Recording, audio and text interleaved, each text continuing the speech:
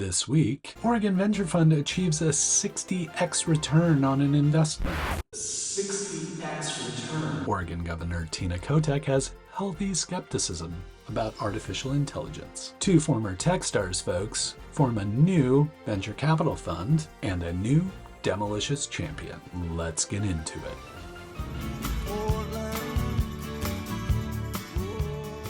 Just getting stuff ready here so I can talk to you about stuff and things. Pretty big week this week. Lots of stuff to talk about, lots of stuff going on. Obviously, the big overwhelming story was Jama Software exiting to private equity for $1.2 billion.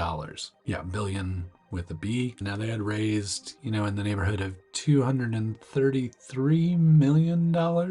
And then exited at $1.2 billion.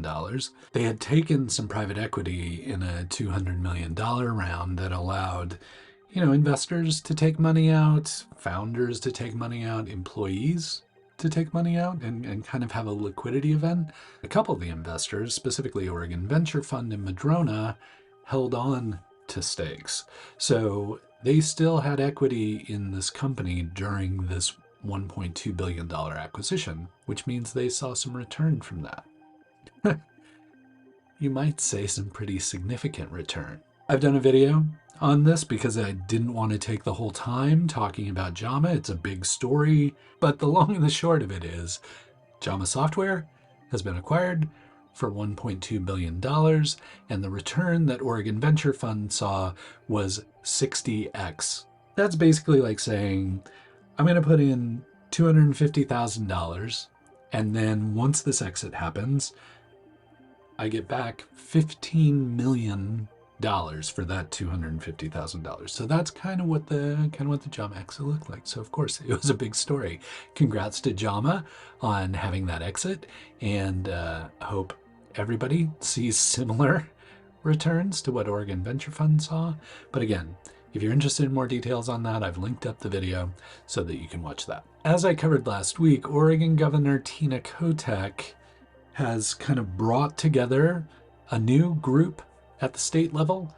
It's an advisory council focused on artificial intelligence. It's really designed to help the state understand how to best use artificial intelligence to their benefit and not to their detriment. So I wasn't surprised when Oregon Governor Tina Kotek described her position on AI as having a healthy amount of skepticism about the potential of that technology. I will make sure to post that video once it's available so that you have the opportunity to listen in on what the inaugural meeting of that panel had to say and meet the people on the panel and learn more about what they're planning to do with AI at the state level. To subscribe, I'm keeping an eye on it. Just subscribe. I'll tell you about it every week.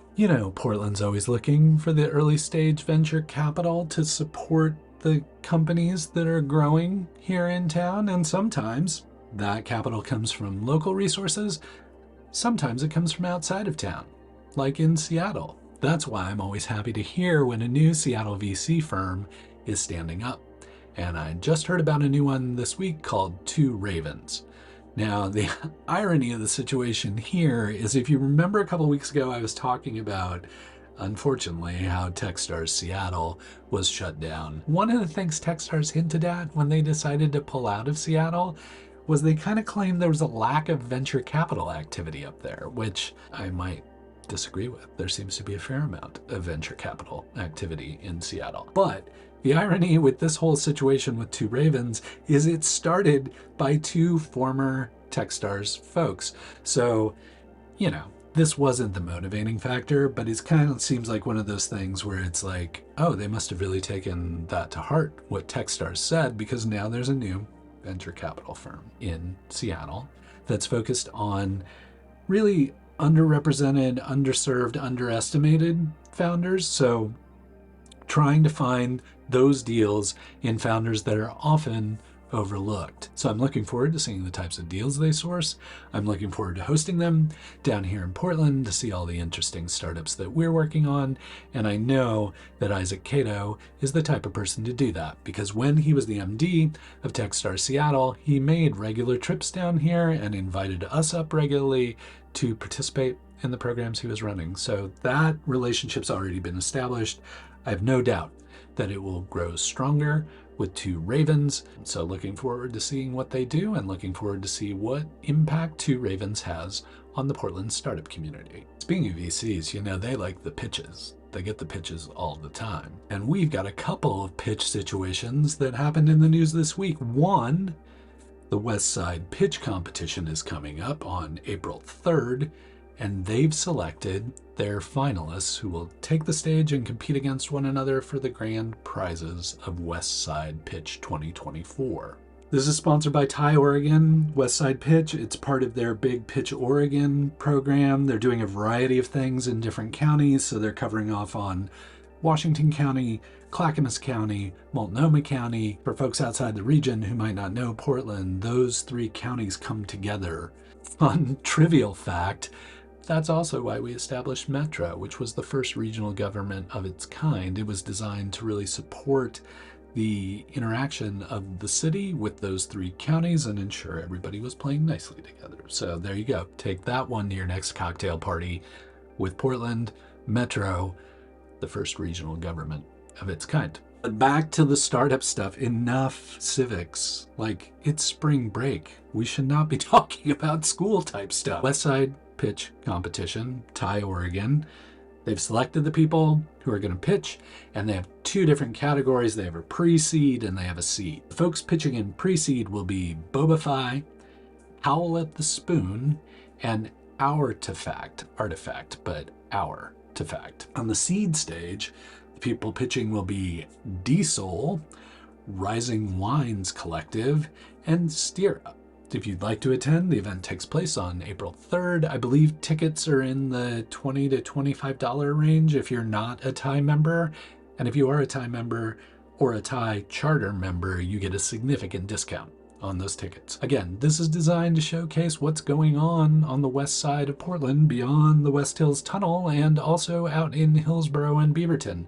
So if you're in Washington County and are curious about what's going on in the startup community, or if you're anywhere else in the Portland area and curious about that, I encourage you to attend Westside Pitch 2024. Westside Pitch is one competition that happens on an annual basis. A pitch competition that happens on a monthly basis is Demolicious. Demolicious is the one where you show up, you get 3 minutes to pitch, the audience votes, and if you wind up on top, you get the Demolicious belt, which is a big old like championship boxing type belt, and you get to carry that around for the next month. And then if you show up the following month and pitch again and win again, you get to keep it. But so far, every champion has been dethroned, and this month was no different. Detox walked in the reigning champion with the belt.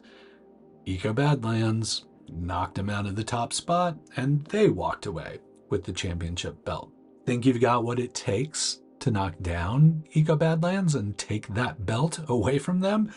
Well, you're in luck, because Josh Carter, the organizer of Demolicious, is still looking for people to apply to pitch on stage for April or to pitch later in the future. So if you have an interest in like test driving your pitch or just taking some time on stage, or maybe if you're, if you're a cocky like boxer type and you're like, I'm going to take those people out, I'm going to take their belt, you should apply.